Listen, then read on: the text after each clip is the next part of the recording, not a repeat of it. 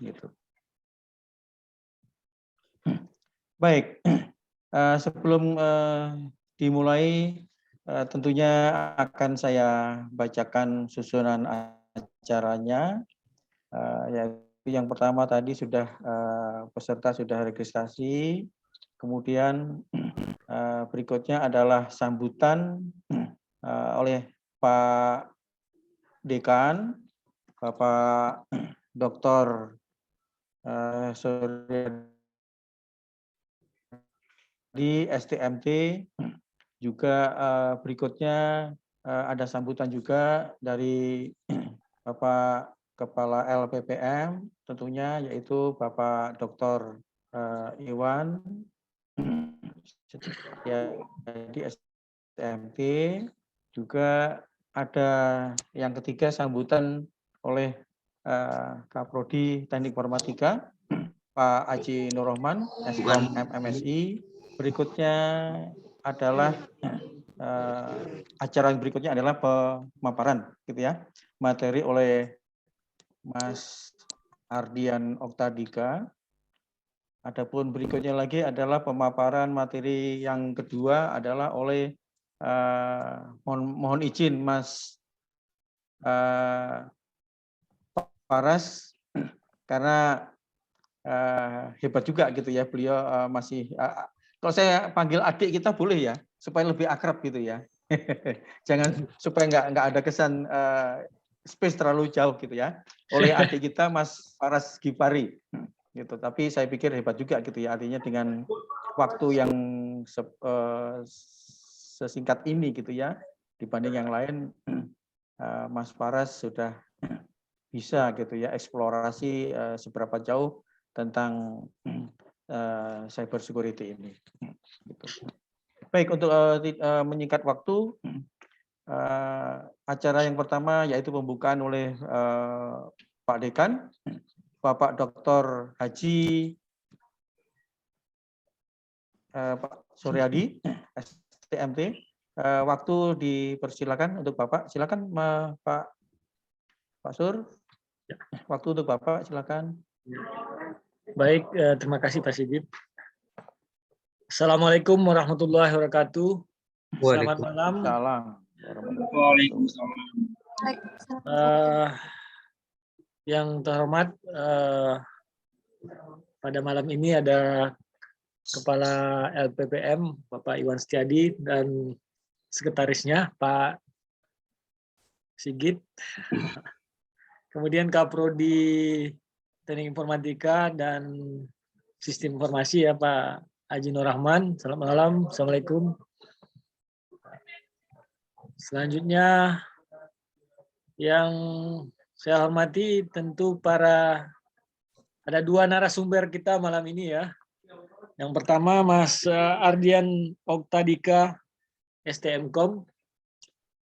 Tentunya ya mungkin seperti Pak Sigit bilang tadi ya, Ananda ya. Kalau dibilang Ananda ya memang Ananda pantasnya. Karena Ananda Paras Gifari. Wah ini ya, spektakuler nih malam ini ya. Ya Pak, selamat malam Pak. Ya. Tentunya Bapak-bapak, Ibu-ibu dosen Institut Teknologi Budi Utomo yang hadir pada acara malam ini, serta adik-adik mahasiswa, ya alhamdulillah kita pada malam ini kita bisa ketemu lagi bersilaturahmi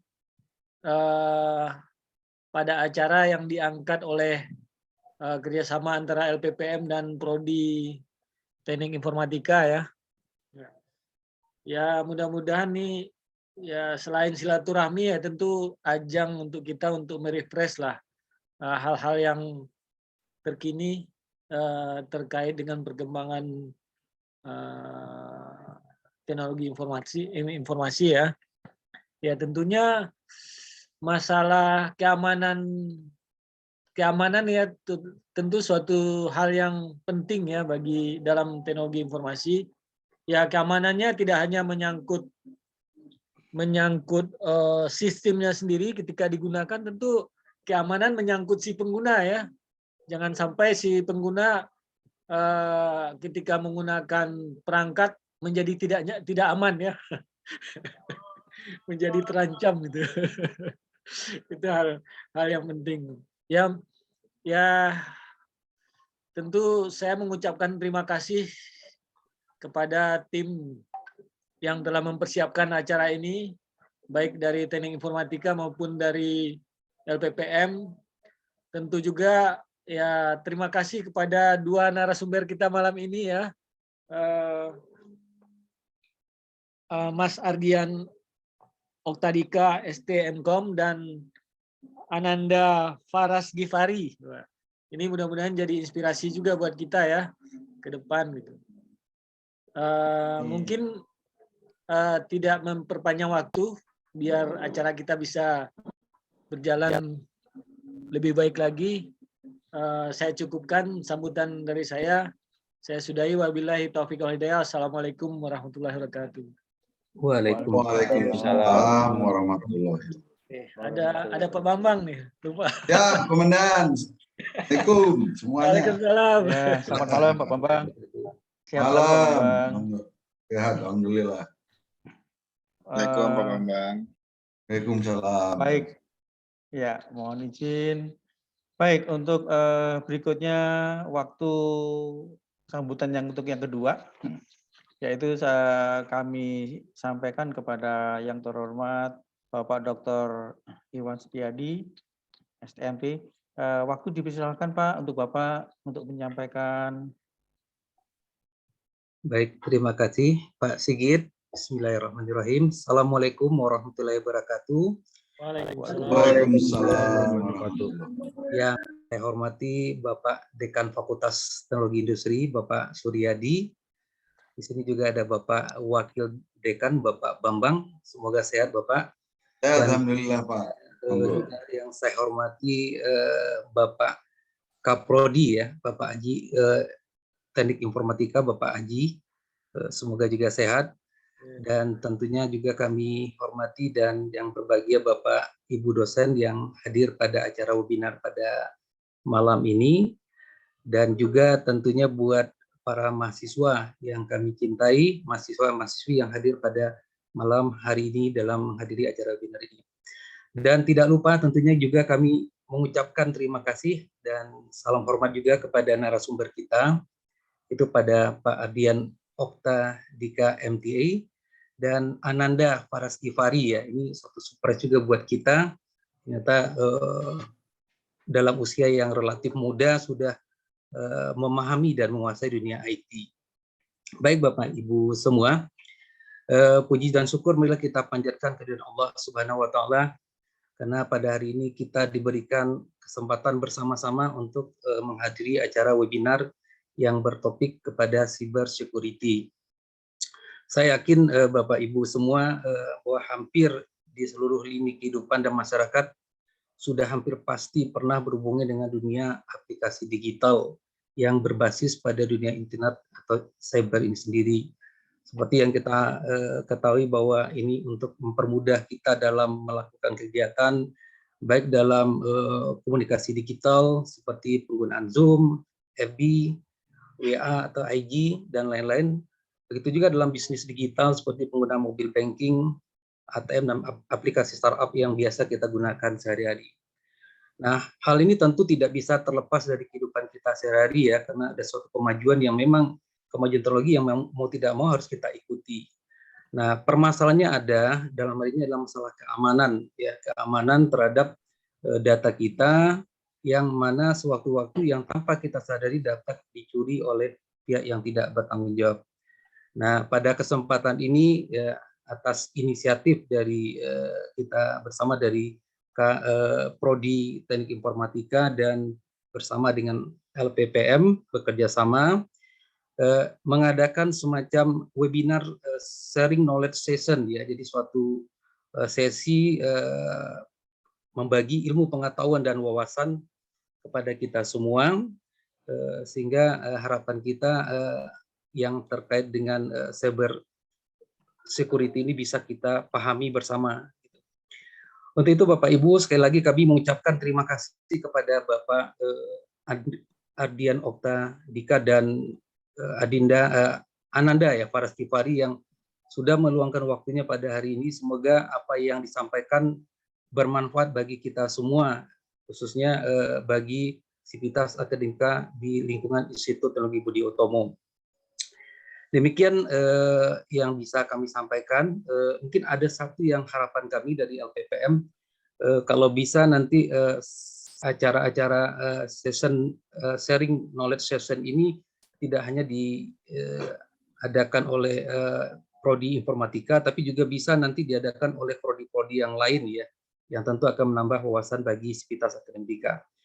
Baiklah, demikian dari kami. Semoga apa yang sampaikan bermanfaat.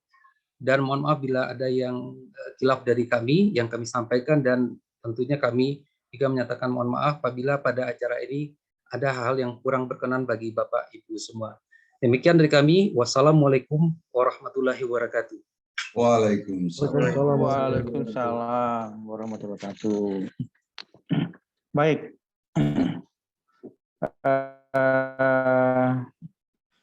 Berikutnya adalah sambutan dari Bapak Haji Nur Roman sebagai untuk Pak Haji, silakan Bapak Haji.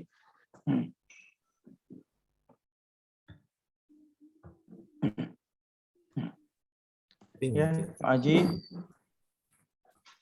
waktu untuk Bapak, mohon izin.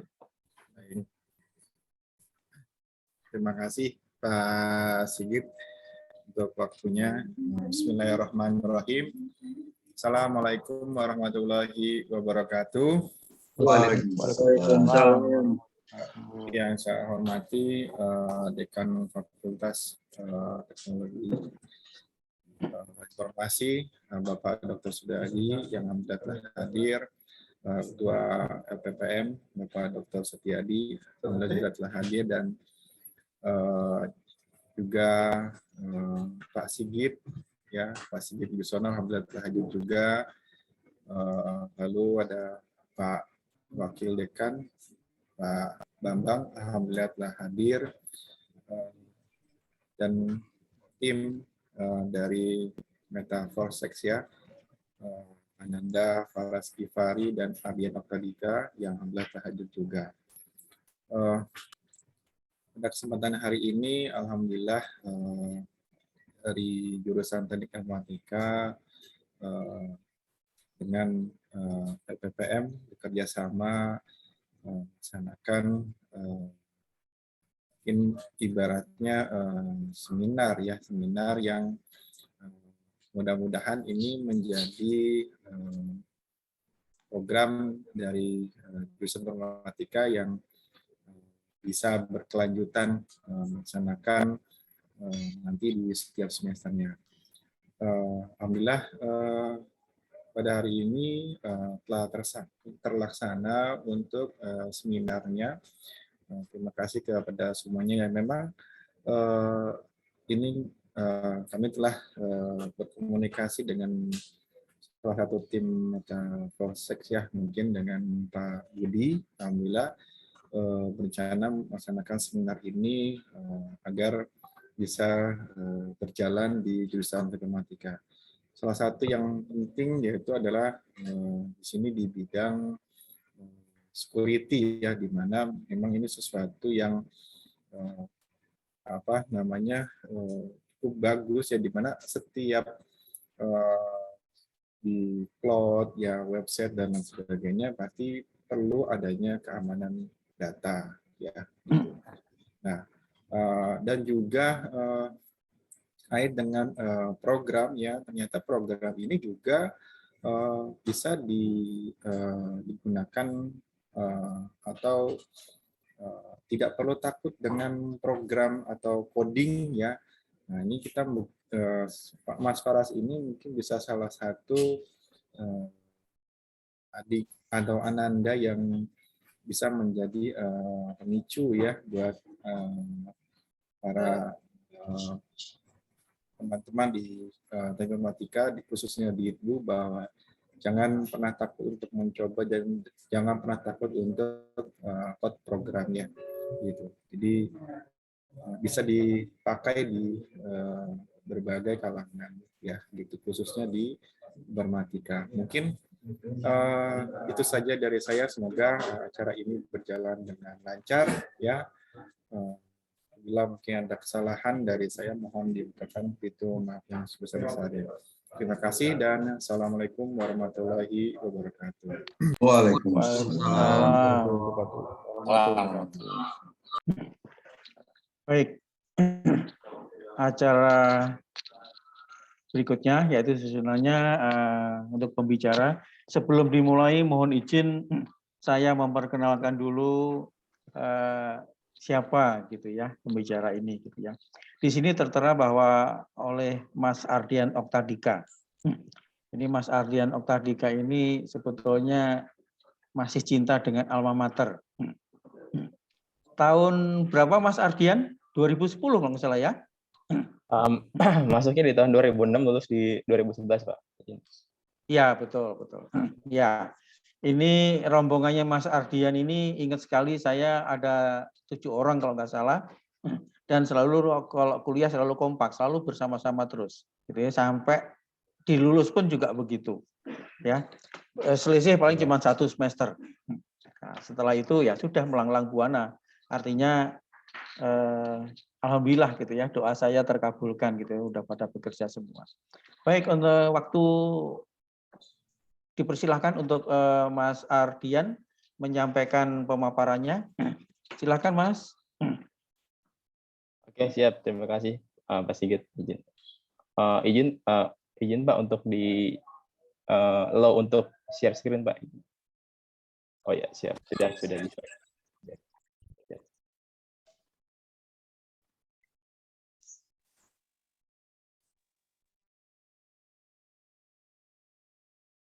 Izin, apa sudah terlihat screen saya, Pak Sigit?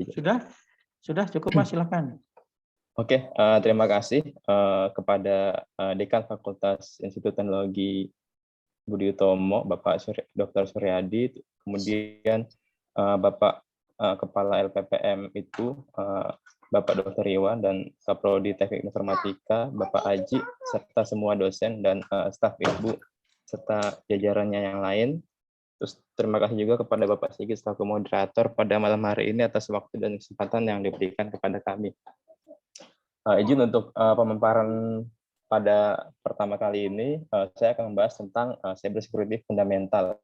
Jadi ini basic knowledge yang bisa kita jadikan dasar sebagai nanti ketika kita nanti mempelajari cyber security selanjutnya. Oke. Izin sebelumnya untuk saya memperkenalkan diri, saya Ardian Oktadika, S1 lanjutkan kuliah S1 di ITBU juga pada tahun 2006 dan sampai 2011. Terus kemudian S2 melanjutkan di Swiss German University pada tahun 2019 dan sampai 2021. Terus kemudian juga saya pernah melakukan riset yang diadakan oleh Swiss German University, Indonesia Net Project, serta Badan Asia, yayasan dari Aplik Asia pada tahun 2020 sampai 2021 tentang kolaboratif Fundinet Threat Sharing Platform. Terus kemudian saya saat ini bekerja sebagai lead pen tester dan research development di Diskom Infotik, bidang cyber sandi Jakarta sampai saat ini. Oke, terus kemudian di next selanjutnya. Agenda pada malam ini saya akan membahas 3 poin yang di bawah ini, antara lain apa itu cyber security, cyber tech, dan yang terakhir ini poin pentingnya itu fundamental dari cyber security. Oke, mungkin ada yang belum tahu apa itu cyber security. Sebenarnya kalau kita simpulkan, cyber security ini kumpulan teknologi, proses, dan praktik yang memang didesain untuk melakukan proteksi serangan, kerusakan, dan akses yang secara ilegal tidak sah. Nah, sebenarnya apa sih yang kita proteksi serangan, kerusakan, dan akses yang tidak sah itu? Salah satunya yang pertama ini adalah aplikasi security. Nah, kenapa aplikasi security ini perlu kita proteksi juga? Nah, bayangkan misalkan Bapak Ibu atau teman-teman semuanya, kalau misalkan menggunakan suatu aplikasi saat ini mungkin mobile banking atau aplikasi media sosial ataupun aplikasi-aplikasi seperti e-commerce lainnya, kalau aplikasinya tidak diproteksi akan mungkin menimbulkan data kebocoran atau menimbulkan breach data. Nah, ini mungkin kalau kita lihat ya kalau aplikasi ini nggak dijaga mungkin udah pasti otomatis orang akan melakukan ya udah uninstall aja gitu kan. Ini makanya salah satu kenapa dari sisi aplikasi itu harus diproteksi dari sisi security-nya. Terus kemudian juga informasinya, selain aplikasinya juga informasinya harus dijaga. Bayangkan kalau misalkan Bapak Ibu menggunakan suatu aplikasi, informasinya ini nggak dijaga, jadi mungkin bisa menimbulkan data breach tentang misalkan data kesehatan, data finansial, ataupun data-data yang lainnya. Nah, makanya selain aplikasi security, informasi pun harus dijaga. Bisa informasi dari staff, pegawai, ataupun customer ya, ini harus dijaga dari pengguna si aplikasi tersebut. Terus kemudian apalagi network security, berarti artinya dari sisi jaringan internal si pemilik platform ini pun harus diproteksi. Selain itu juga operasionalnya, mungkin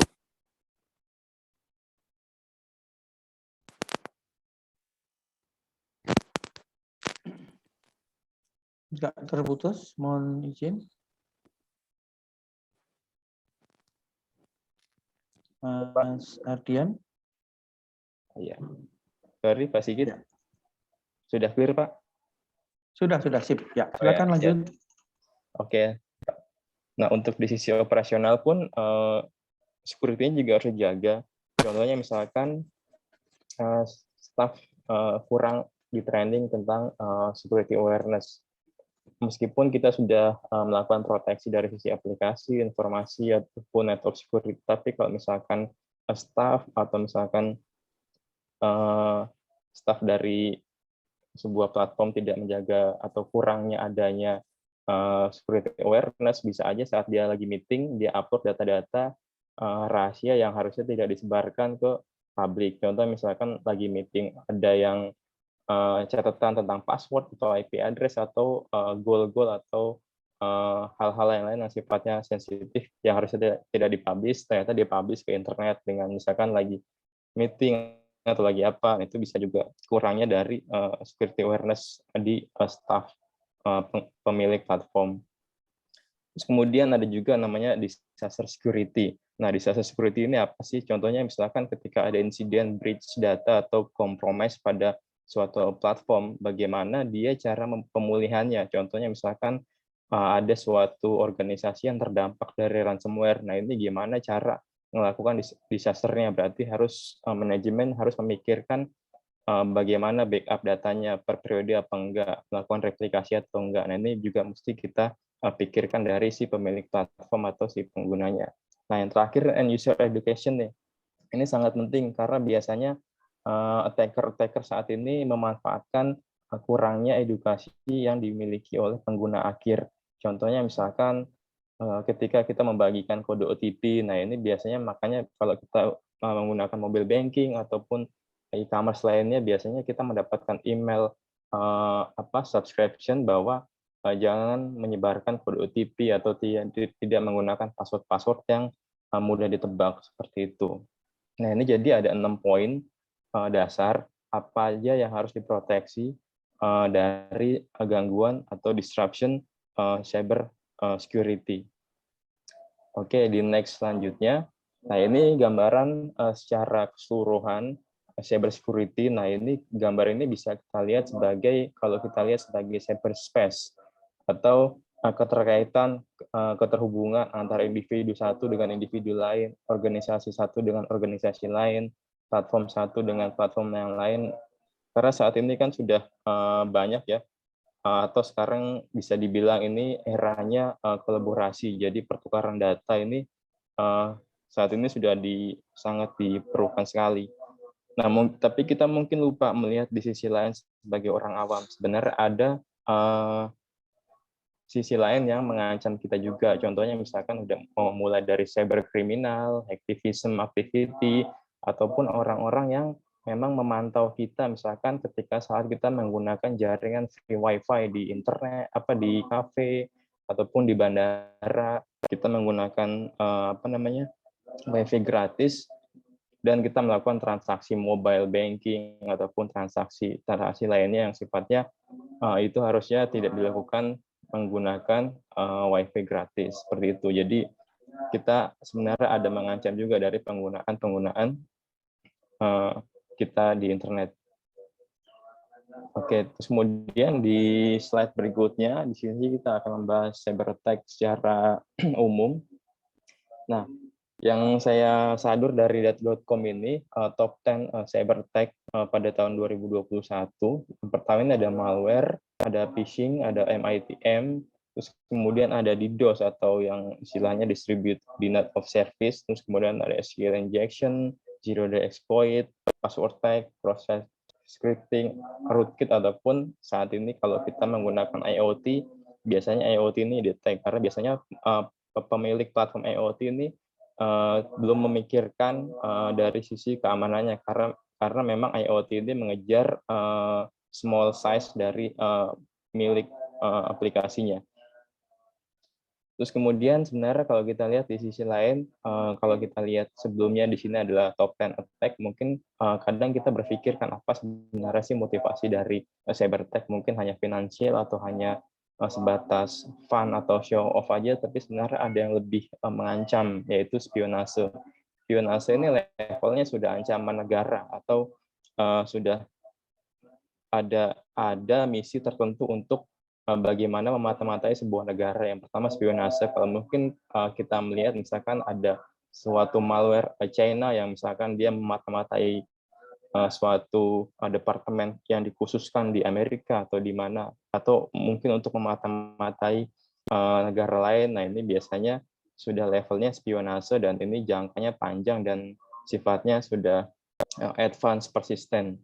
Terus kemudian ada profit. Nah, kalau misalkan profit ini biasanya kita mungkin ketika ada orang yang memiliki skill hacking tinggi dan ada orang yang membutuhkan jasanya untuk suatu kebutuhan apapun, biasanya dia akan melakukan apapun yang diminta oleh si penggunanya.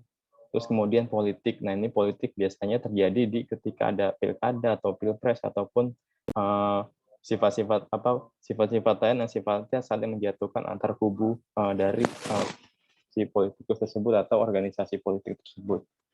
Nah, itu poin nomor 4 ini sabotase.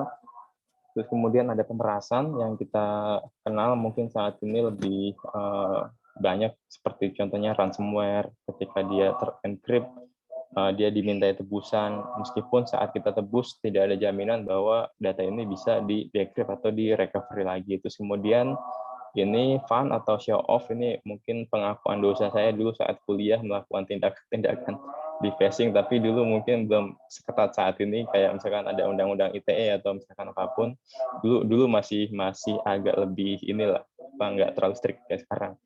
Terus kemudian balas dendam. Nah, ini paling ngeri biasanya kalau ada istilahnya bisa dibilang insider threats, mungkin kalau misalkan ada staff atau apapun yang sifatnya dia sakit hati, sedangkan dia memiliki akses ke dalam akses internal. Nah, biasanya ini agak lebih berbahaya karena biasanya ketika di organisasi ada karyawan resign, makanya biasanya harus di-delete semua akun-akun yang dia memiliki akses ke suatu sistem tersebut untuk meminimalisir adanya ancaman dari poin ke-7 ini. Di next slide berikutnya.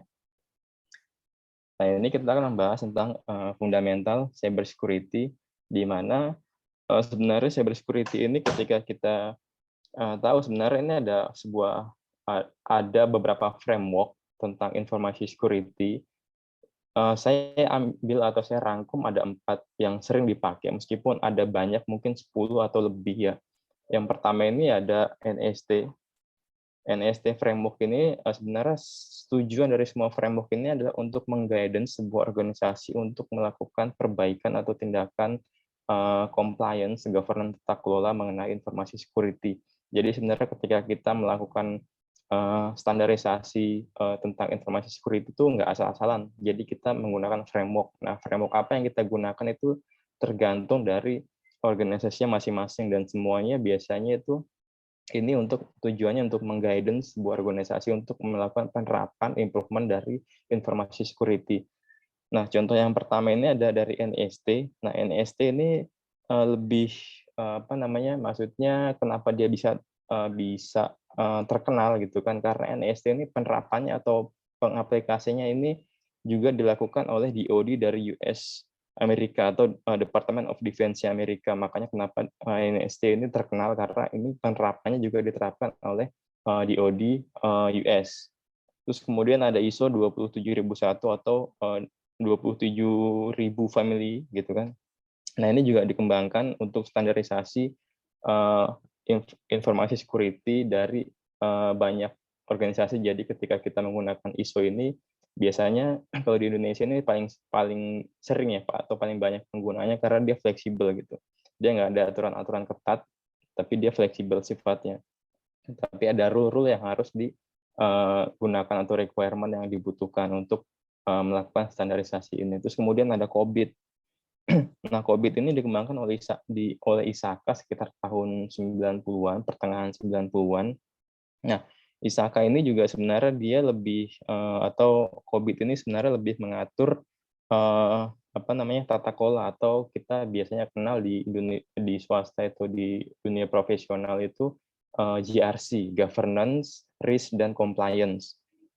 Terus kemudian ada GDPR. Nah, GDPR ini sebenarnya framework keamanan yang diterapkan secara global, tapi dia dikhususkan untuk menjaga data privasi dari warga negara Uni Eropa. Jadi sebenarnya ini GDPR sudah diterapkan di Uni Eropa, misalkan di Indonesia mungkin sekarang rencana undang-undang atau RUU PDP, perlindungan data pribadi. Oke, di next selanjutnya. Nah, ada di sini namanya dari fundamental cybersecurity dan nama CIA Triad. Jadi 3 serangkai lah. Kita mulai dari CIA ini confidentiality, terus kemudian ada integrity dan availability. Di mana confidentiality ini kita dikhususkan untuk menjaga atau tetap menjaga kerahasiaan dari data yang kita miliki. Bisa data pegawai, data mahasiswa, data customer, gaji, misalkan seperti itu kan. Nah, ini gimana cara kita tetap menjaga kerahasiaan data yang seharusnya tidak bisa diakses oleh banyak orang dan hanya orang yang memiliki authorized atau akses legal saja. Nah, integrity ini tujuannya adalah untuk menjaga keutuhan dari data itu. Jadi jangan sampai data ini bisa dimodifikasi oleh orang-orang yang tidak memiliki authorization.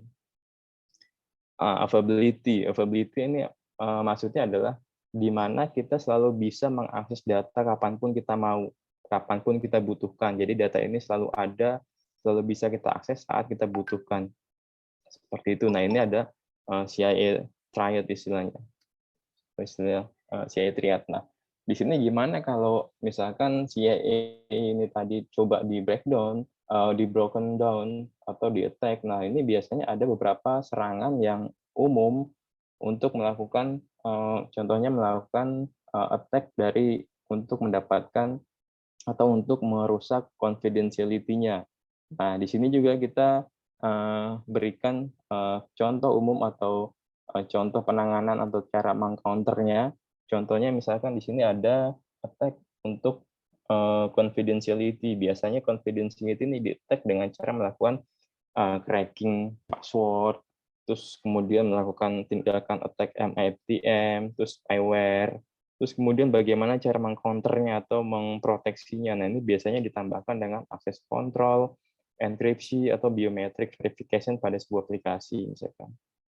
Terus kemudian kalau attack di sisi integrity biasanya itu attacker dia melakukan web attack, remote access, atau authorization unauthorized scan, di mana biasanya unauthorized scan ini adalah awal mula dari serangan akan terjadi karena ini proses dia memata-matai sebuah informasi yang kita miliki.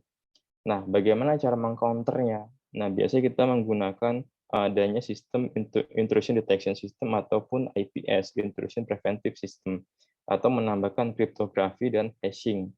Nah, availability biasanya ini dilakukan di-attack dengan cara DDoS attack, ransomware attack, disruption server, di mana kalau DDoS attack biasanya contohnya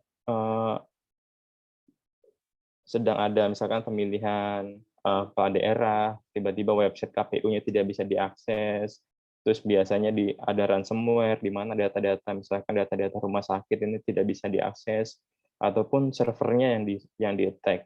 Nah, gimana cara mengcounter dari untuk menjaga availability-nya ini? Nah, biasanya dengan melakukan regular backup. Kemudian juga data replication. Jadi setelah data di backup, data ini direplikasi antara set A ke set B. Jadi ketika kita backup data yang ada di internal lokal tidak bisa digunakan, kita bisa mengambil data yang ada di other side.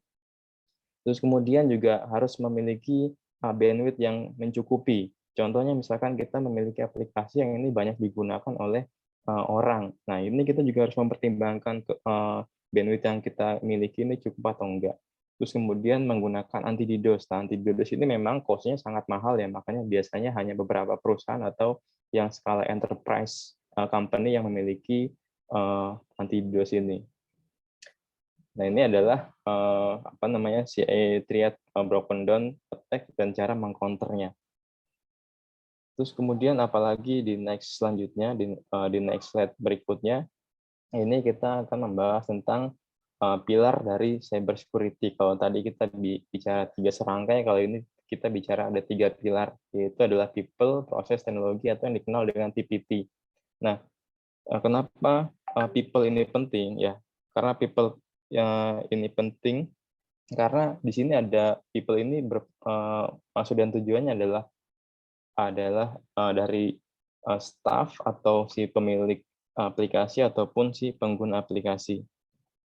Terus kemudian proses, misalkan bagaimana proses tata kelolanya,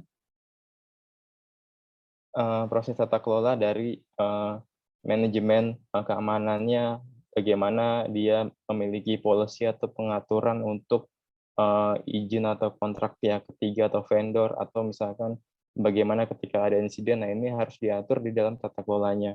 Terus kemudian untuk teknologi, nah teknologi ini sebenarnya hanya tools pembantu untuk dia memudahkan organisasi ini dalam melakukan improvement atau peningkatan information security. Jadi 60-70% proses major ini sebenarnya didominasi oleh people. Kalau misalkan people-nya ini berantakan, proses dan teknologinya kemungkinan akan berantakan juga.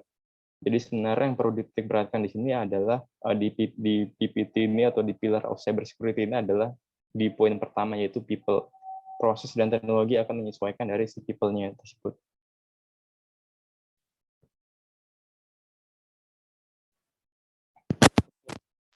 Di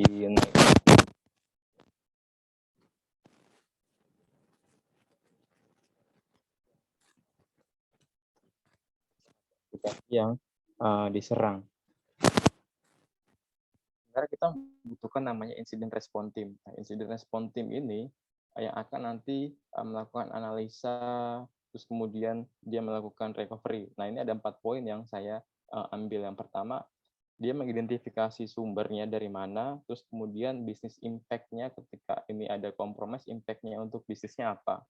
Nah, ini di-define di awal, terus kemudian ketika kita sudah mengetahui sumber dari mana yang diidentifikasi ini ada serangan, kita melakukan detection log dan access control issue, di mana biasanya contoh ketika ada attack di web server gitu kan, otomatis kita harus melakukan deteksi atau membaca dan menganalisa log dari web server. Nah, terus kemudian setelah kita lakukan analisa, kita di sini menemukan nih di mana jalan atau threat path dari attack itu tadi, dan kemudian kita harus menutup agar attack ini tidak terjadi di kemudian harinya. Oke. Terus kemudian di poin 4 ini, setelah poin 1, poin 2, dan poin 3 ini kita penuhi, nah saatnya kita melakukan recovery. Nah, recovery ini harus ada priority-nya, apa yang diprioritaskan. Dan hasil dari analisa sebelumnya, kita membutuhkan apa untuk mengantisipasi adanya serangan ini. Misalkan contohnya kita melakukan update patch sebuah software atau aplikasi, ataupun membutuhkan penambahan untuk melakukan prevention. Nah, di next selanjutnya. Oke, ini next slide terakhir dari saya.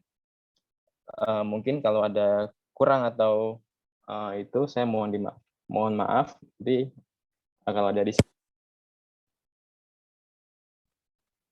pertama Pak Sigit izin. Terima kasih atas waktunya. Wassalamualaikum warahmatullahi wabarakatuh. Waalaikumsalam warahmatullahi wabarakatuh. Baik. Apakah bisa kita lanjut atau tanya jawab dulu? Sebaiknya bagaimana? Saya sampaikan di floor. Atau kita lanjut aja ya? Dengan Ananda. Ya, baik. Acara berikutnya adalah waktu kami berikan kepada Ananda Faras Ghifari. Ya, silakan Mas untuk memperkenalkan diri supaya lebih afdol gitu ya. Ya Pak, terima kasih Pak. Baik, silakan. Saya izin langsung share screen ya Pak. Iya.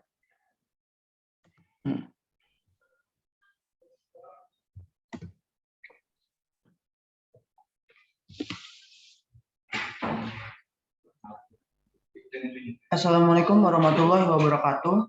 Waalaikumsalam. Yang saya hormati Bapak Dekan TI Dr. Suryadi, Bapak Kepala LPPM, Bapak Dr. Iwan Setiadi, Kaprodi Teknik Informatika Bapak Haji Nur Rahman MKom. Perkenalkan, saya Faras Ghifari. Izinkan saya membawakan materi untuk sharing dari apa yang telah saya pelajari selama ini. Cyber Security Fundamental and Security Awareness. Pertama kita bahas dulu nih bagaimana cyber security ke depannya ya. Yang pasti teknologi akan berubah dalam sekejap dan cepat sekali, terutama saat sekarang nih pada saat pandemi COVID-19, karena semua orang melakukan semua hal pakai internet kan, dari rumah, dari kerja, sekolah, dan lain-lain. Pasti karena itu ancaman kejahatan siber juga pasti akan sangat meningkat ya ke depannya.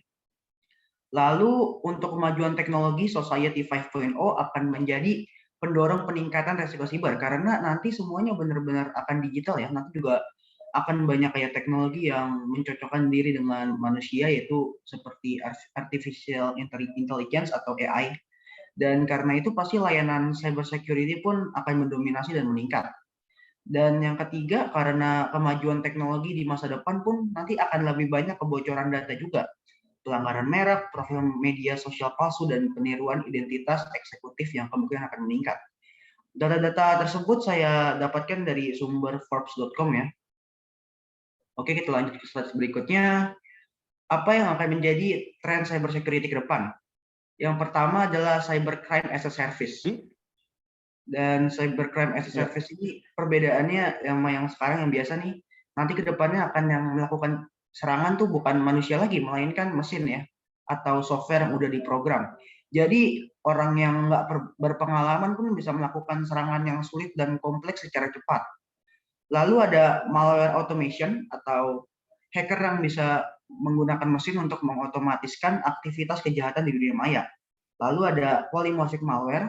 Varian malware ini yang canggih banget, yang akan terus-menerus mengubah fitur biar nggak ketahuan nama antivirus atau yang lain-lain.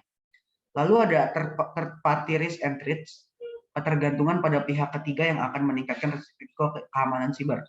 Maksud dari third party ini apa? Third party itu kayak antivirus yang diinstal atau bahkan software-software yang kita install di laptop kita ya. Itu secara tidak langsung pasti akan dapat mengakses data kita ya. Dan kalau itu nggak aman, mungkin nanti kita bisa mendapatkan kebocoran data. Makanya kita harus cari-cari yang benar-benar official dan mungkin terkenal ya, yang lebih terpercaya. Lalu ancaman terakhir adalah the human element. Itu ancaman dari manusia itu sendiri, karena manusia merupakan faktor terlemah dalam pendidikan di sini ya. Makanya kita dibutuhkan pelatihan seperti security awareness untuk kewaspadaan yang diperlukan untuk membantu mengurangi kemungkinan kesalahan yang berdampak serius. Lalu kita membahas cybercrime di Indonesia. Dilansir dari BSSN, bisa dilihat nih anomali trafik serangan siber di tahun 2021. Dan di sini kategori anomali terbanyak yang pertama adalah malware ya, atau software yang sengaja dirancang untuk menyebabkan kerusakan pada komputer. Terus ada denial of service, mengganggu ketersediaan layanan atau membanjiri traffic server sampai server down ya.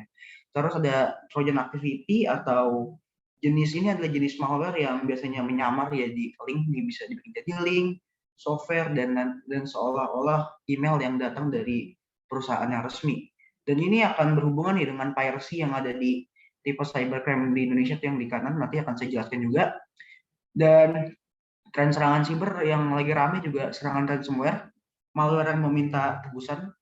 Jadi intinya ransomware ini adalah software perusak yang dirancang untuk menghalangi akses kepada sistem komputer ya.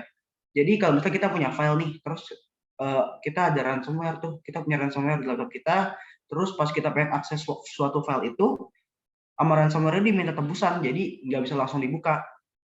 Dan biasanya tebusan itu berbentuk Bitcoin atau kripto. Kalau udah dikirim baru bisa dibuka. Makanya berbahaya banget karena ransomware merupakan suatu malware yang meras gitu ya, meras user. Terus yang kedua ada insiden data leaks atau kebocoran data. Terus sebaran sektor yang terkait dengan kebocoran data akibat malware pencuri informasi paling banyak terjadi di pemerintah, keuangan, telekomunikasi, penegakan hukum, transportasi, dan juga BUMN. Terus dari data yang dilansir dari BSSN itu kita bisa menyimpulkan bahwa tipe cybercrime di Indonesia yang rame ini nih. Yang pertama email phishing yang biasanya berisinya link atau software apa gitu yang kalau dipencet tahu-tahu data kita udah diambil atau lokasi kita udah bisa dilacak. Terus ada injeksi virus malware dan juga ransomware yang tadi saya jelasin. Terus ada hacking, spamming, DDoS attack yang tadi saya juga udah jelasin yang membanjiri traffic server sampai server down. Dan terus ada piracy. Nah, bahayanya piracy atau pembajakan ini adalah ini nih. Karena biasa pembajakan itu kan udah bukan dari officialnya kan. Bisa siapa tahu udah diedit-edit kan sama yang punya aplikasi bajakan itu. Siapa tahu dari dikasih virus, malware, atau ransomware. Terus ada cyberbullying dan eksploitasi anak. Dan yang terakhir ada pencurian identitas.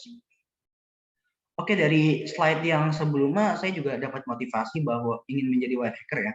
Jadi white hacker ini adalah seperti hacker yang memiliki izin yang legal dan biasanya sering dibayar buat ngetes sistem security dari suatu perusahaan atau bahkan pemerintah. Dan biasanya white hacker ini mencari kerentanan dan biasanya nanti itu dilaporin ya ke yang punyanya. Nah, beda dengan black hat. Black hat ini berbanding terbalik. Karena black hat ini hacker yang biasanya lebih mementingkan keuntungan pribadi ya. Misal dia menemukan kerentanan, bukannya dilaporin malah buat dia sendiri. Misal datanya dijual atau bisa disalahgunakan lah. Terus ada gray hat yang ini ada di tengah-tengah di antara white hat dan black hat. Bisa kadang baik, bisa kadang jahat juga. Terus saya akan coba membahas perbedaan hacking dan ethical hacking ya.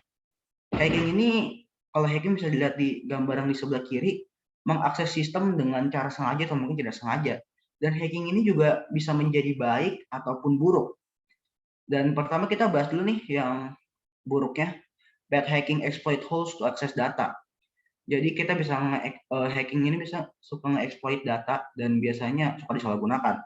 Dan bahkan bisa menyebabkan kerugian besar ya bagi pemerintah atau bahkan bisnis-bisnis gitu. Dan kalau baiknya biasanya hacking yang baik nih akan membantu bisnis untuk memprotek user. Terus juga menjauhkan perusahaan dari kebocoran data ya atau yang berbahaya gitu. Terus ada ethical hacking, kita baca dulu nih proses dari ethical hacking. Yang pertama ada vulnerability assessment atau pencarian kerentanan. Kalau kerentanan yang kita temukan, kita akan melakukan pentest biasanya ya. Setelah di pentest, pengumpulan informasinya, habis informasinya dikumpulin, biasanya di scanning nih, dilihat informasinya, terus kita mendapatkan akses, kita mencari aksesnya, Kalau udah ngedapat aksesnya, kita biasanya menghilangkan jejak. Kalau udah menghilangkan jejak, baru kita bikin laporan analisis dan terus tinggal dilaporin ke yang punya, baik pemerintah ataupun perusahaan biasa ya. Terus di sini bisa kita lihat cyber security attack and threat, types of cyber attack nih yang lagi rame. Ada phishing, terus ada man in the middle attack ya. Man in the middle attack ini kurang lebih kayak kita ada di tengah-tengah di antara user dan server. Jadi kita bisa melihat apa yang dilakukan user ya. Dan ini bisa didapatkan dengan cara nge-hijack session yang user punya. Terus ada SQL injection kayak memanipulasi database ya menggunakan semacam kode SQL gitu. Terus ada DDoS attack, distribute denial of service yang membanjiri traffic tadi saya udah jelasin. Terus ada cross-site scripting yang kayak script yang biasanya berisi script yang berbahaya untuk mengeksploit suatu kerentanan. Terus ada AI power attack nih yang biasanya nanti di masa depan akan pakai AI semua ya. Makanya orang-orang nanti akan memanfaatkan kekuatan dari AI untuk melakukan cybercrime. Terus ada password attack menggunakan brute force, biasa teknik brute force, dan dictionary attack juga nih. Dictionary attack ini salah satu bagian dari brute force juga ya. Dan ada eavesdropping. Eavesdropping ini kurang lebih sama kayak man in the middle ya. Kita ada di tengah-tengah di antara user dan server. Terus ada drive-by attack. Ini biasanya ada di USB atau hard disk yang udah diisi malware yang atau virus yang berbahaya.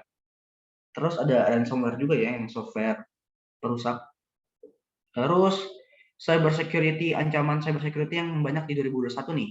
Ada API breaches, API breach atau kebocoran pertukaran data. Terus ada cloud jacking yang ini berbahaya banget nih kalau udah berhasil dibobol karena isinya banyak data-data orang ya. Terus ada IoT hacking, Internet of Things, machine learning, ada network vulnerabilities atau kerentanan di jaringan, ada social engineering attack juga. Nanti saya juga akan jelasin nih social engineering attack ya di slide selanjutnya. Oke, sebelum itu kita bahas dulu ya apa itu OSINT nih. OSINT juga merupakan teknik terbaik untuk mencari data tentang target dari jejak digital biasanya. Nah, OSINT ini biasanya digunakan untuk cybercrime, bisa buat cybercrime, buat marketing atau politik campaign nih, social opinion and sentiment analysis, ada cyber security and cyber defense, buat cyber security, buat di defense. Dan OSINT proses dari OSINT biasanya kita mengidentifikasi sumbernya dulu. Kalau udah berhasil kita identifikasi, kita melakukan data harvesting atau pengkopian datanya kita copy.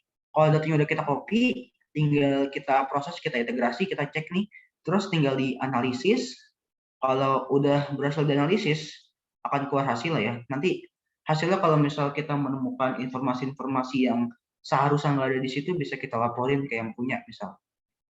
Oke, untuk selanjutnya SOCENG, social engineering. Social engineering menurut buku dari Emily Goldstein adalah teknik untuk memanipulasi otak manusia untuk melakukan suatu hal ya. Di sini bisa kita lihat social engineering, taktik social engineering yang harus kita waspadai. Yang pertama adalah teman kita, misal nih, teman kita ngirim pesan yang aneh. Kalau kita klik misal link ya, kalau kita klik misal linknya, tahu-tahu data kita udah keambil atau lokasi kita udah kelacak. Terus your emotional hidden ini maksudnya adalah kayak kita memainkan emosi korban ya. Terus biasanya kan manusia kalau emosinya terkendali bakal gampang ngelakuin sesuatu, dan di situ biasanya kita melakukan teknik social engineering. Terus kayak penipuan kalau membutuhkan pertolongan yang darurat, kayak misal ada orang ditelepon, misal saudara atau temennya ini jatuh dari tangga misal, terus dia minta tebusan nih untuk membawa ke rumah sakit gitu-gitu. Terus ada kayak seolah-olah kita menang undian dan biasanya suruh bayar ini atau ngasih email atau passwordnya juga tuh biasanya. Terus menerima bantuan yang tidak kita minta, kadang juga suka ada. Terus ada ini nih, biasanya ciri-cirinya yang ngirim itu nggak mau nge-reveal identitas dia nih, makanya harus dicurigai juga. Terus kita lanjut lagi ke selanjutnya. Di sini saya udah pernah ngebuat beberapa tutorial demo hacking ya, ada di channel YouTube Meta4Sec, bisa dilihat juga. Di sini saya juga akan jelasin secara garis besar ya beberapa teknik yang saya lakukan ini. Yang pertama ada SQL injection ya, seperti yang saya bilang tadi.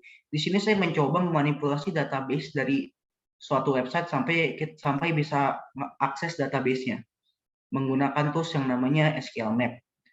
Terus ada melakukan phishing juga pakai tools yang namanya Zphisr.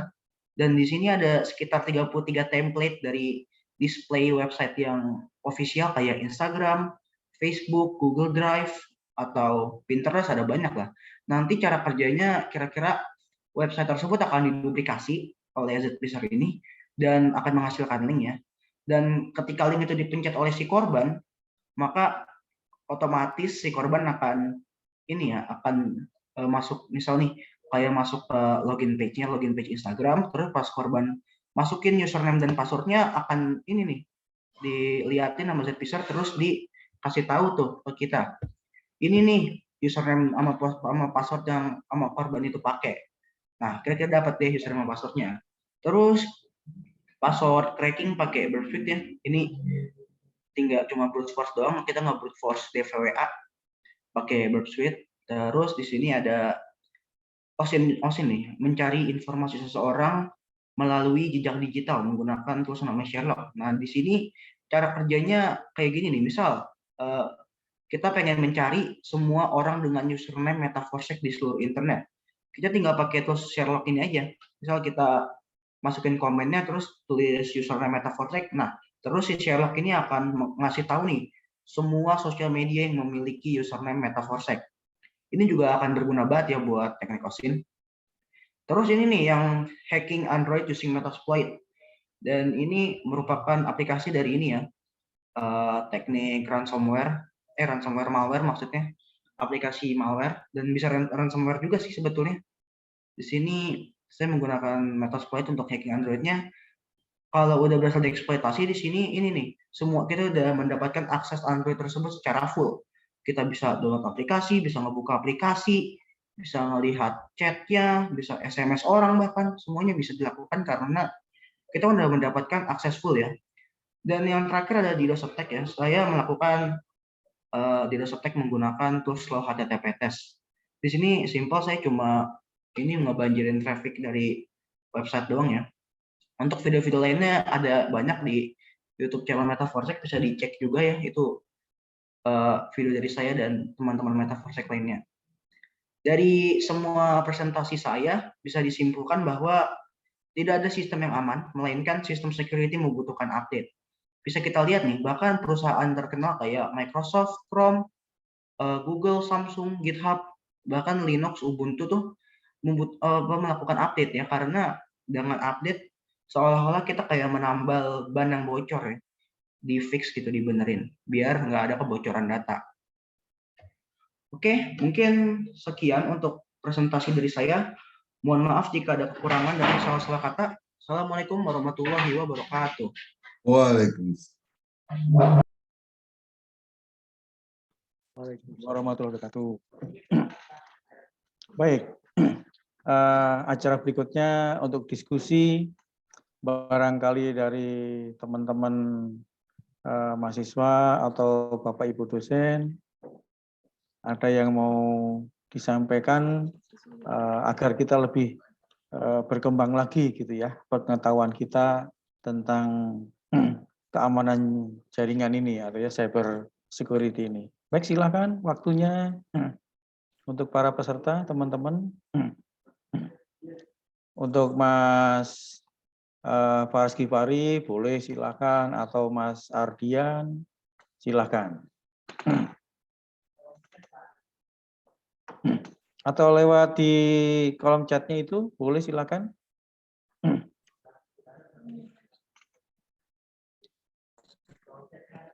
Pak Sigit, izin Pak Sigit, boleh saya bertanya ini?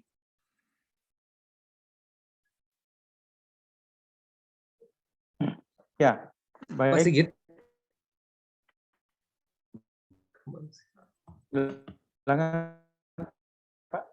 Baik, Bapak, silakan. Baik. Silakan, Pak Iwan. Ya, terima kasih Pak Sigit. Maaf isinya kurang bagus.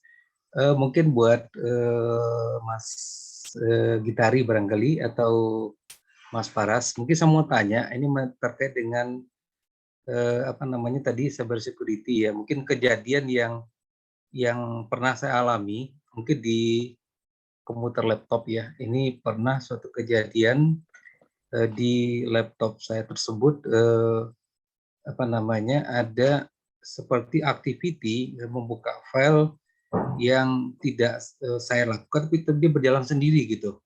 Nah, itu pernah saya alami gitu. Nah, mungkin itu apa antisipasi kita, barangkali yang bisa kita lakukan ya terhadap hal ini, karena saya khawatir di laptop saya sudah terkena semacam apa namanya pencurian data dan sebagainya. Itu yang saya mohon informasi. Nah, pada saat itu yang saya lakukan ya, saya pribadi sendiri, akhirnya saya laptop saya matikan, saya shutdown paksa gitu ya, supaya tidak berlanjut demikian. Apakah benar? Mungkin mohon mungkin dikomentari, atau mungkin jalan yang terbaik kalau seandainya teman-teman juga mengalami hal seperti itu. Terima kasih. Oke, jadi itu virus ya Pak. Dan untuk mengantisipasi virus itu kita harus melakukan update ya, update software. Mungkin ada kerentanan dari software itu dan harus diupdate. Dan coba aja scanning pakai antivirus ya. Nanti biasanya akan dikasih kayak solusi gitu. Dan nanti akan menggunakan cleaner gitu ya untuk membersihkan virus. Nah, oh gitu, itu lebih cenderung kepada virus ya berarti ya, serangan virus ya. Iya. Ya karena yang kita khawatirkan nanti kan dia bisa buka dokumen kita yang lain-lain gitu ya, itu yang atau mengambil data-data pribadi yang tentunya bisa merugikan kita. Jadi yang penting itu virus ya, Mas. Ini ya, Mas Faras ya. Iya Pak. Oke, baik, terima kasih. Dan untuk motong Pak. Dan untuk mengantisipasi itu juga kita harus sering-sering backup ya, biar data kita nggak hilang juga. Walaupun hilang, misal hilangnya nggak banyak juga ya. Sering-sering backup data. Oke, terima kasih Mas Faras ya. Makasih Pak Sigit. Baik, Pak Iwan, terima kasih juga. Untuk penanya berikutnya, kami berikan kesempatan untuk Pak Agus Hidayat. Silakan Pak. Baik, terima kasih Pak. Role-nya mohon diatur gitu ya, saya kira lebih bagus. Terima kasih. Pertama untuk betul. tanya ya, karena Ardian itu bekas mahasiswa kita, tapi sangat bagus. Dan semua itu presentasi tadi saya lihat berbasis bahasa Inggris semua ya. Jadi, nah, saya pengen tahu bagaimana sih cara belajarnya, karena banyak mahasiswa kita itu masih sangat kurang sekali bahasa Inggrisnya ya, untuk meningkatkan kemampuan atau menguatkan kemampuan bahasa Inggris. Karena khususnya di IT ya, IT itu semua basisnya bahasa Inggris. Nah, gimana caranya tuh kalau pengalaman Mas Ardian Tadika ini seperti apa? Terus gimana tentang yang kedua, tentang kode etik? Dulu saya pernah di Telkom yang paling banyak menggunakan IT. Dia punya semacam kode etik gitu ya, kode etik yang disepakati bersama, artinya sepakati sama teman-teman dari IT, khususnya yang tadi diceritakan, misalnya di suatu company, di suatu lembaga atau apapun namanya, dia dibentuk kode etik. Jika dia keluar dari situ, maka kayak mafia lah gitu ya, maka dia harus dicabutin semua yang ada di apa yang dipunyai oleh dia. Gimana kalau tentang itu, pengembangannya seperti apa? Terus untuk satu lagi, Mas Ardian ya, kalau kita lihat NIS itu kan ada urutannya ya, urutannya itu misalnya identifikasi ya, kemudian detect dan lain sebagainya, tuh urutannya mana dulu sih kira-kira yang penting dulu dari urutan-urutan.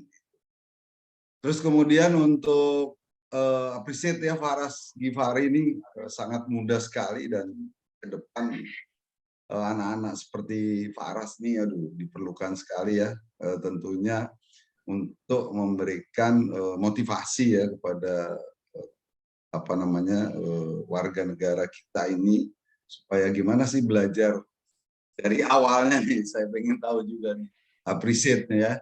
Terus yang saya tahu kalau mau jadi white hat gitu ya. Biasanya dia belajar dulu black hat gitu. Jadi dia sering begadang dan lain sebagainya untuk running. Ya tadi itu tuh, gimana caranya? Paras masih sangat muda sekali nih, saya lihat untuk menjaga kesehatan dan lain sebagainya. Terima kasih Pak Sigit, moderator. Terima kasih. Baik, Pak Bambang, silakan memberikan jawabannya. Mas Ardian dulu atau ya Mas Ardian dulu ya tadi ya pertanyaan pertama ya. Siap. Oke, Pak Sigit. Baik, silakan Mas. Ya. Ya, izin menjawab Agus untuk pertanyaan yang pertama Pak, gimana kita belajar bahasa Inggrisnya biar kita bisa menguatkan di bahasa Inggris ya, karena IT juga banyak bahasa Inggrisnya. Sederhana sih Pak, kalau saya pakai terapi misalkan ya menggunakan listening Pak, listening Inggris Pak. Listening Inggris misalkan di kantor itu biasanya kita dengar listening dan kita nambahin vocabulary. Nah, di kantor saya juga sebenarnya waktu itu sempat adain setiap hari Jumat itu adanya penggunaan bahasa Inggris, Pak. Jadi kita diskusi setiap Jumat itu pakai bahasa Inggris, kalau misalkan nggak pakai bahasa Inggris denda Rp500. English Day, Pak. Nah, itu salah satunya. Dan kalau misalkan kita bicara bahasa Inggris teknik, terus kemudian yang IT sebenarnya itu secara vocabulary itu nggak terlalu banyak, secara grammar juga sebenarnya kata-kata intinya tuh kita bisa nggak usah dihafal, tapi ketika kita sering itu udah otomatis, oh sebenarnya poin-poinnya kita disuruh melakukan ini gitu Pak. Jadi sebenarnya kalau untuk bahasa Inggris teknik komputer sebenarnya nggak beda sama, nggak terlalu kompleks kayak yang grammar gitu kan sebenarnya. Ya itu.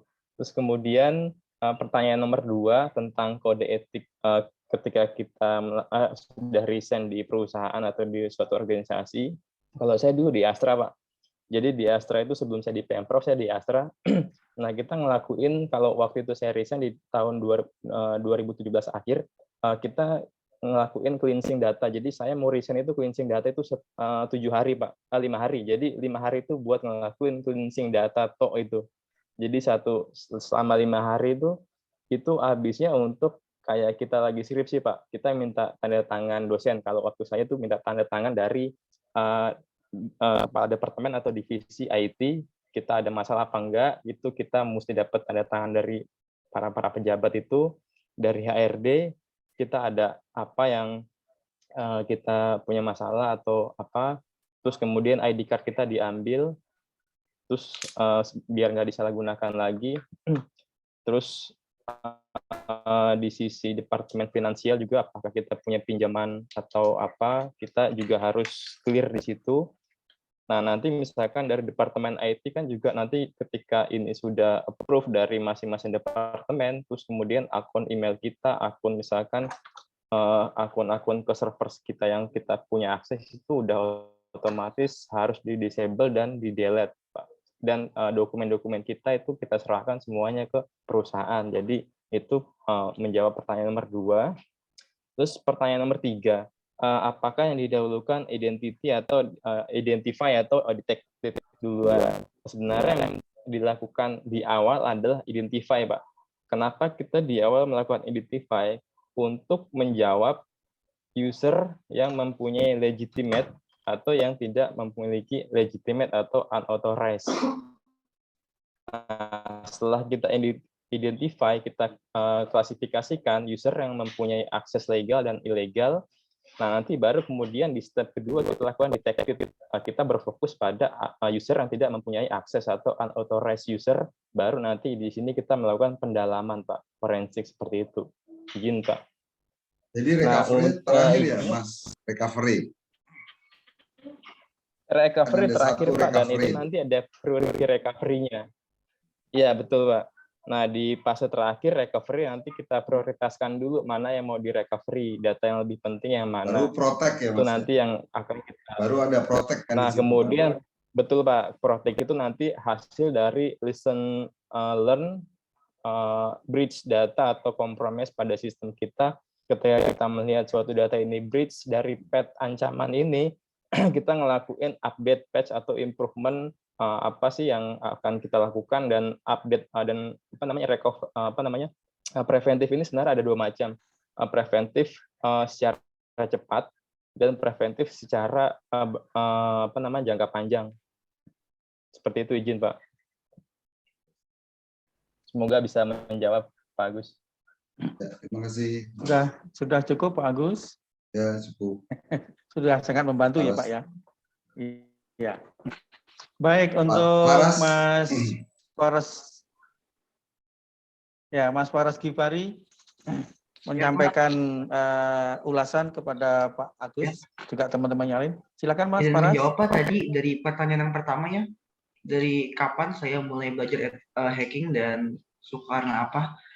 Saya sebetulnya belajar hacking tuh baru 5 bulan lalu, bulan September 2021 kemarin.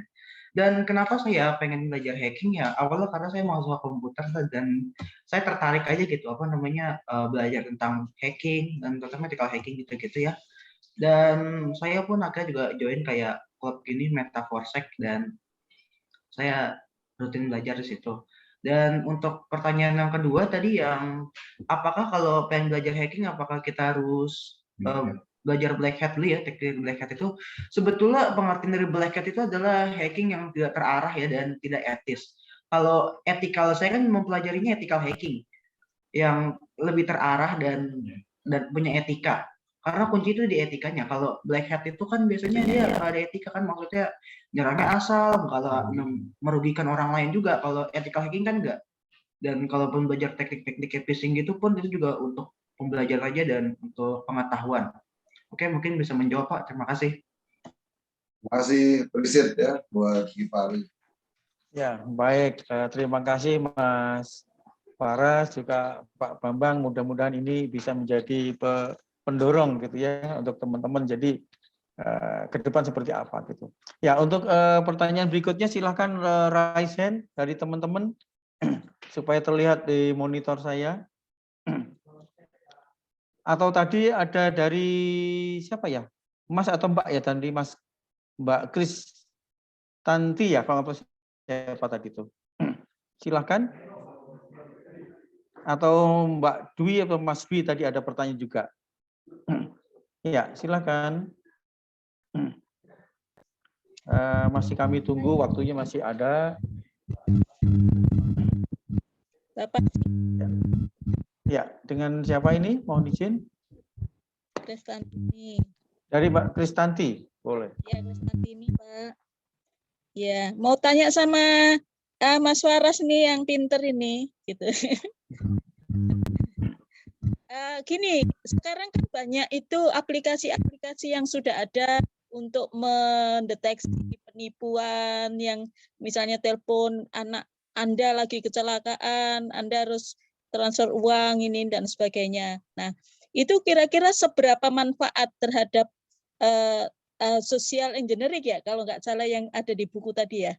Nah, itu bagaimana, seberapa manfaatkah kalau dikaitkan dengan social engineering di bidang cyber security ini? Terima kasih.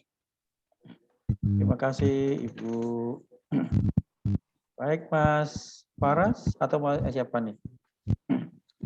Ditujukan. Izin menjawab Pak. Ya, baik, silakan. Yang aplikasi untuk mendeteksi para penipu itu sebetulnya harus kita pastikan dulu ya itu sumber dari mana dan apakah kelihatannya terpercaya atau enggak ya. Dan ya itu sih kalau untuk mengetahui penipuan dalam kejahatan dunia maya itu ya seperti yang saya bilang tadi yang ada di PowerPoint, kita pastikan dulu apakah pemiliknya siapa dan apakah identitasnya kelihatan mencurigakan atau enggak. Kurang lebih kayak gitu sih. Justru malah takutnya nanti malah penipu itu sendiri ya yang membuat aplikasi itu ya. Nah, iya benar banget. Makanya harus dipastikan dulu tuh developer atau yang membuat aplikasinya siapa. Pastikan terpercaya. Cara memastikannya seperti apa? Mungkin izin nambahin Bu, yang dari Faras tambahin tadi, sebenarnya benar tuh yang di Faras tambahin. Ya mungkin yang dimaksud Ibu ini kan aplikasi seperti Get Kontak atau Whoscall gitu ya untuk identifikasi. Nah, ya sebenarnya aplikasi itu bisa memudahkan untuk pengguna lain ya. Tapi itu juga nanti kita share database. Jadi sifatnya itu nanti kita misalkan contohnya kita ada telepon nih yang di kontak kita nggak ada, tapi ketika kita pakai whoscall atau get kontak itu bisa teridentify misalkan penjahat. Nah itu adalah hasil report dari user lain.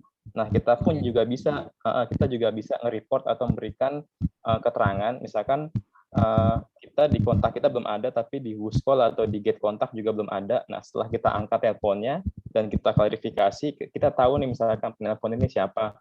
Nah kita bisa juga kasih report, Bu. Ini misalkan Gojek atau Shopee atau driver apa atau penjahat lah katakanlah, kita bisa report juga.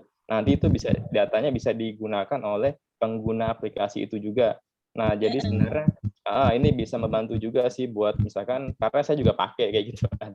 Jadi buat mengidentify di awal. Tapi kadang ada database yang belum ada gitu. Jadi kita mesti report gitu buat saling bantu. Iya, Bu. Terima kasih jawabannya. Sama-sama, Bu. Semoga bisa semua.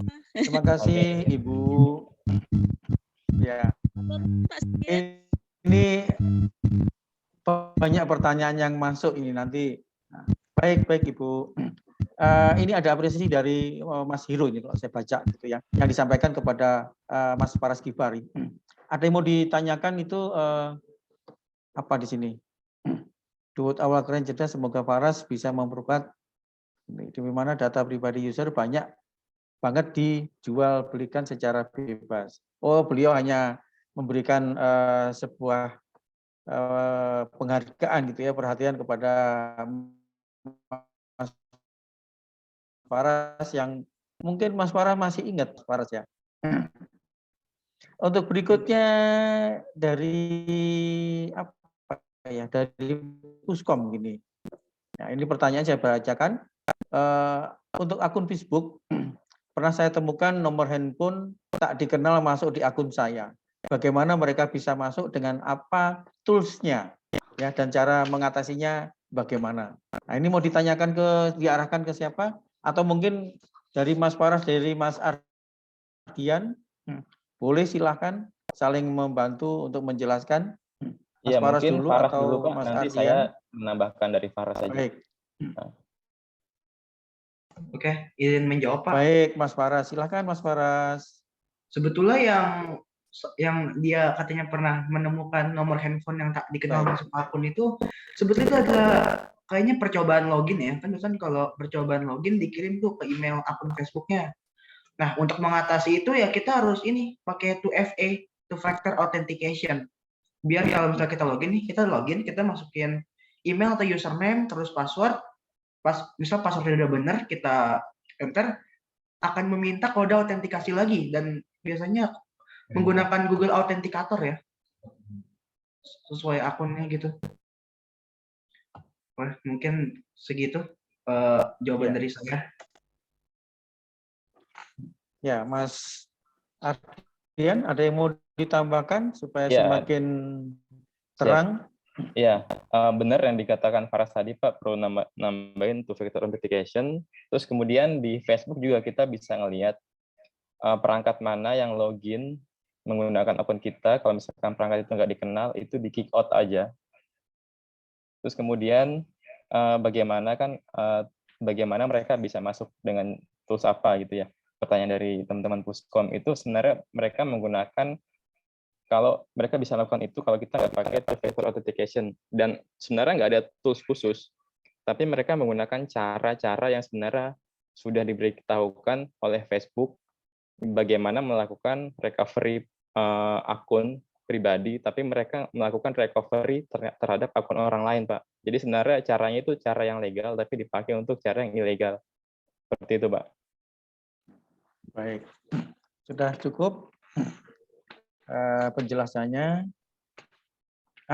Untuk penanya berikutnya dari peserta atas nama Mas Dwi. Saya juga ingin bertanya, Mas Faras, berarti ini pertanyaan disampaikan untuk Mas Faras. Waktu itu saya pernah di WA dengan pinjol, padahal saya tidak pernah sama sekali atau bahkan terlibat dengan pinjol. Tapi nomor WA saya bisa diketahui oleh orang dari pihak pinjol tersebut, sampai saya ganti akun, menggunakan nomor baru, saya masih dihubungi oleh orang pinjol itu, apakah data saya sudah bocor? Gitu. Nah, ini pertanyaannya seperti itu, Mas Faras. Silakan, Mas Faras. Nah, ini Jawab, Pak. biasanya Ya, suka. kalau menurut saya itu kemungkinan kayaknya sih udah bocor ya, atau mungkin Mas Dwi ini dia pernah masukin nomor handphonenya ke website-website atau aplikasi yang kurang terpercaya mungkin ya. Terus sama si hackernya itu mungkin disimpan nomornya terus dicoba telepon-telepon atau dipakai pinjol. Dan ini dia udah pakai ganti kartu pakai nomor baru, mungkin dia masih kena social engineering ya. Mungkin nomor HP-nya maksudnya handphonenya masih sama tapi nomornya berbeda, tapi masih bisa kedeteksi sih, harusnya pakai social engineering. Dan oke, mungkin segitu aja jawaban dari saya. Ya, seperti itu dari Mas Bi pertanyaannya yang setelah disampaikan jawabannya oleh Mas Faras. Ini ada pertanyaan berikutnya dari Mas Wicaksono. Disampaikan. Halo, Mas Wicaksono. Atau menunggu Mas Wicaksono juga ada pertanyaan dari Ibu Risma Aprilianti.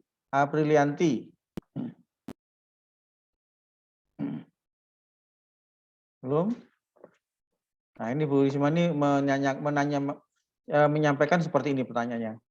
Saya izin bertanya bagaimana dan cara mengatasi jika email BPJS bisa ke reset atau dihapus dengan orang yang tidak dikenal hanya dengan melalui KTP saja tanpa ada kode atau pesan yang masuk ke pemilik pribadi sendiri. Terima kasih. Nah, ini ditanyakan ke siapa nih? Atau ya dua peserta boleh silakan. Mas Ardian atau Mas Faras boleh silakan menyampaikan ulasannya. Mungkin Faras mau menanggapi dulu atau gimana, nanti saya tinggal nambahin. Ya, silakan Mas Faras. Oke, mungkin ya ini kemungkinan sih. Mungkin itu salah satu kerentanan dari sistem BPJS-nya kali ya. Kemungkinan sih. Mungkin segitu aja. Nanti bisa ditambahin juga. Iya, oke. Mungkin izin nambahin. Kalau email BPJS ini berarti kan email yang digunakan untuk akun BPJS ya. Nah, seperti kita tahu tahun sebelumnya di tahun 2021 itu kan email untuk BPJS kan juga ada bridge data ya. Nah, bridge data kebetulan waktu itu ada teman saya juga yang ngelakuin investigasi untuk intelijen di situ.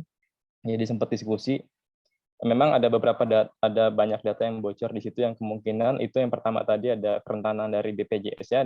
Yang kedua ini kalau misalkan email bisa di take over gitu kan, kita juga bisa nambahin namanya two factor authentication. Jadi semua aplikasi yang itu berbasiskan transaksi atau login requirement kita harus login, itu biasanya untuk aplikasi saat ini semua itu sudah memiliki fitur two factor authentication, karena two factor authentication inilah bagian dari framework GDPR yang digunakan untuk melindungi data privasi warga Uni Eropa. Jadi kalau misalkan kita pakai software global, itu biasanya sudah ada ketentuannya untuk fitur two factor authentication. Nah, itu baiknya diaktifkan, dan kalau misalkan kita ada di device yang login dan kita nggak kenal, itu di take down aja dan ganti semua password kita yang lama ke yang baru.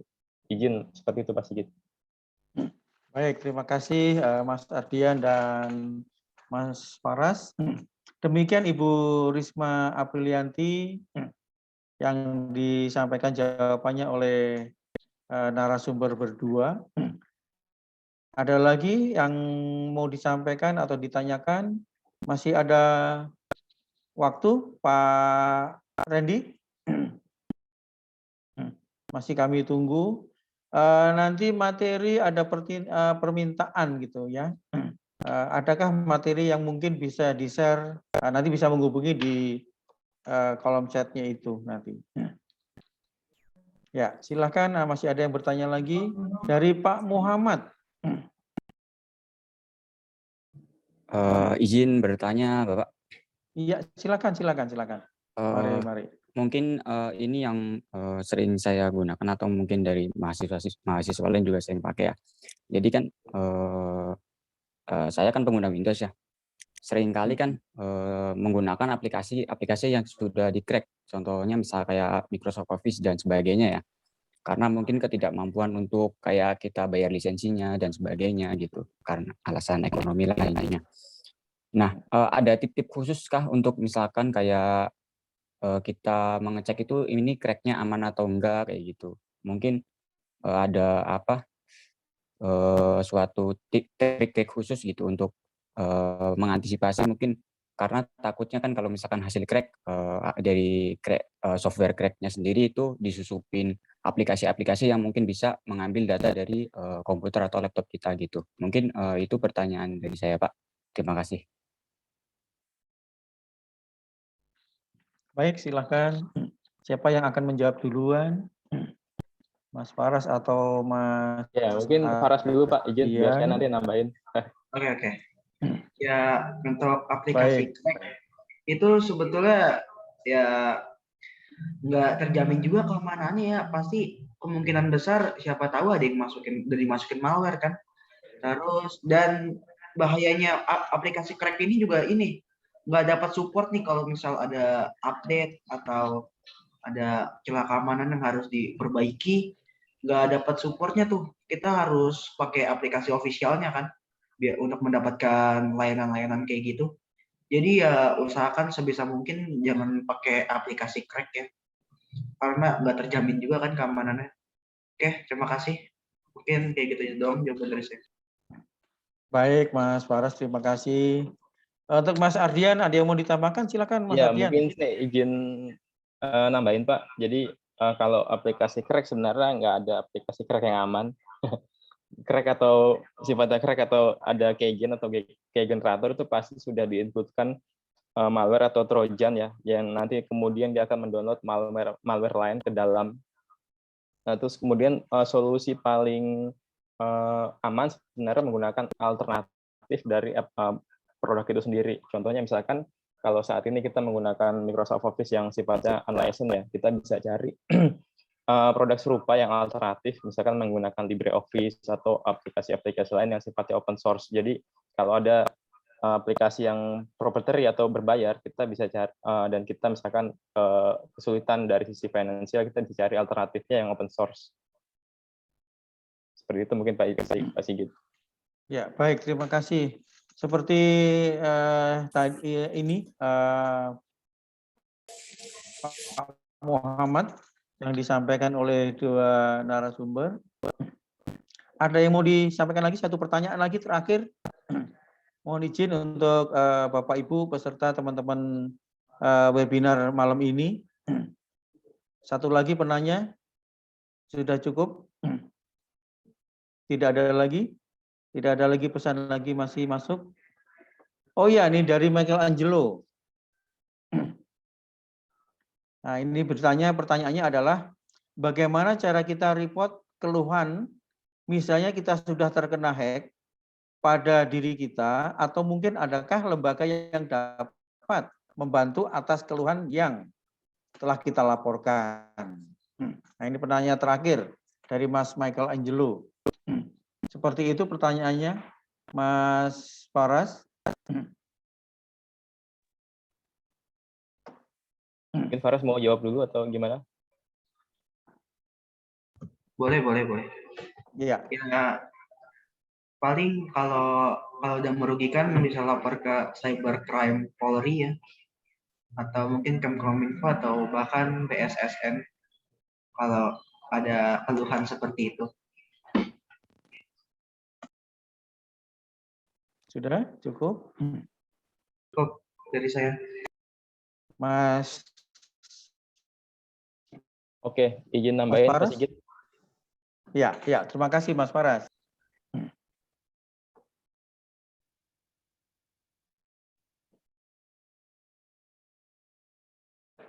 Halo Pak, mungkin izin nambahin Pak. Baik, silakan Mas Ardian.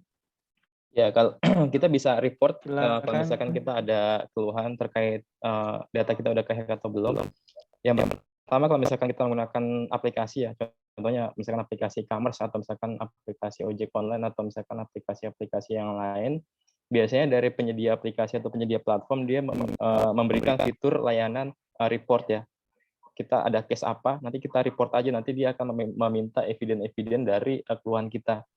Terus kemudian yang tadi Faras bilang, kita bisa juga lapor ke cybercrime, atau misalkan kalau yang itu lembaganya sudah masuk ke organisasi ataupun lembaga yang sifatnya company, yaitu bisa kita report ke BSSN ya. Karena beberapa case kayak misalkan Tokopedia yang data bocor itu juga ini juga dimitigasi sama teman-teman di BSSN. Seperti itu, Pak.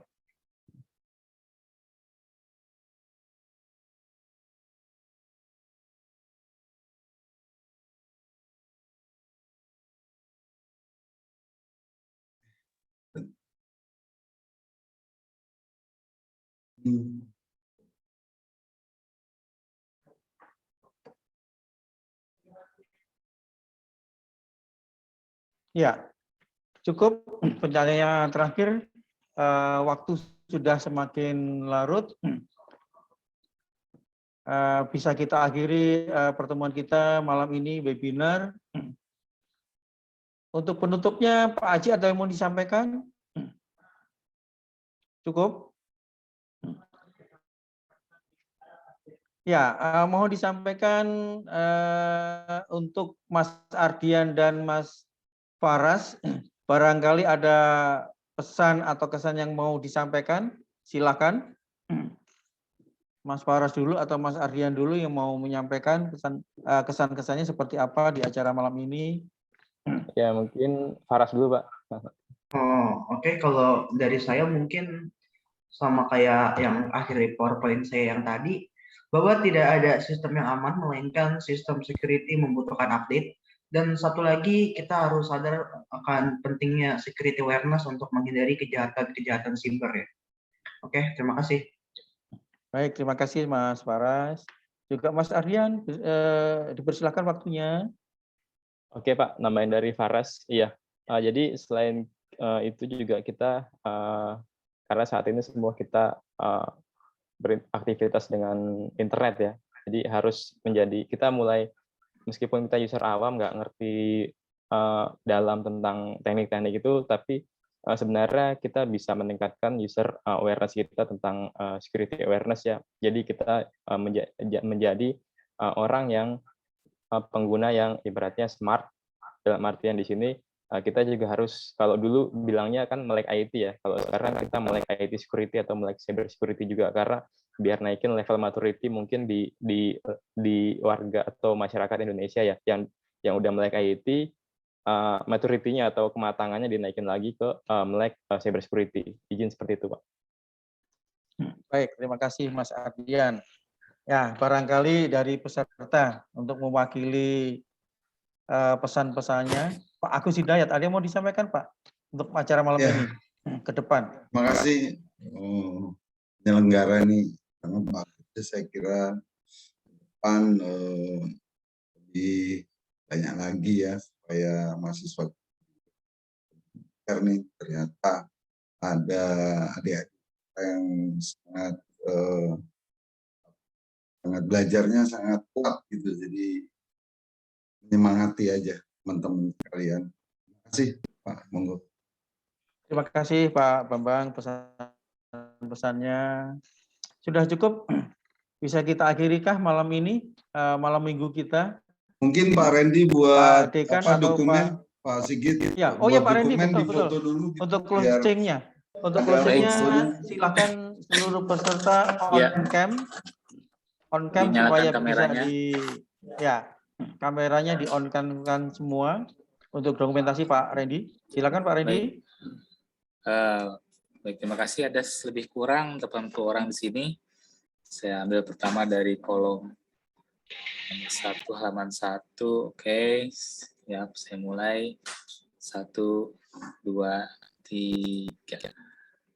Baik, halaman 2, kemudian saya hitung. Baik, 1, 2, 3. Oke, baik, halaman 3. Saya mulai. Yang 3, oke. Baik. Silakan yang belum dibuka kameranya, tolong dibuka. Baik, 1, 2, 3. Oke, halaman terakhir. Halaman 4. Oke, baik, saya hitung. 1, 2, 3. Ya, sudah selesai Pak Sigit, silakan Ya, ambil alih. cukup. Baik, untuk teman-teman peserta yang hadir malam ini, saya ucapkan terima kasih untuk Pak Bambang, Pak Dekan, Dr. Suryadi, juga Bapak Dr. Iwan Setiadi, Pak Aji sebagai Kaprodi, yang telah meluangkan waktu malam ini. Kita selalu tetap semangat. Semoga Assalamualaikum warahmatullahi wabarakatuh. Semoga kita masih dipertemukan di acara berikutnya. Terima kasih. Assalamualaikum. Terima kasih Mas Paras, Pak Ardian. Terima kasih Pak. Terima kasih Bapak Ibu semuanya yang hadir di sini. Pak Bambang, Terima kasih teman-teman LPPM. Mas. Ya Pak, terima kasih. Terima kasih Pak Randy, Pak Sidi. Baik Bapak. Balik, Pak. Ya, Assalamualaikum. Mohon izin. Waalaikumsalam warahmatullahi wabarakatuh. Baik, saya izin untuk menyudahi acara ini. Sampai Baik, Pak jumpa Randy. di acara Pak mendatang. Sur, izin Pak Sur. Mas adalah satu yang di halaman depan aja.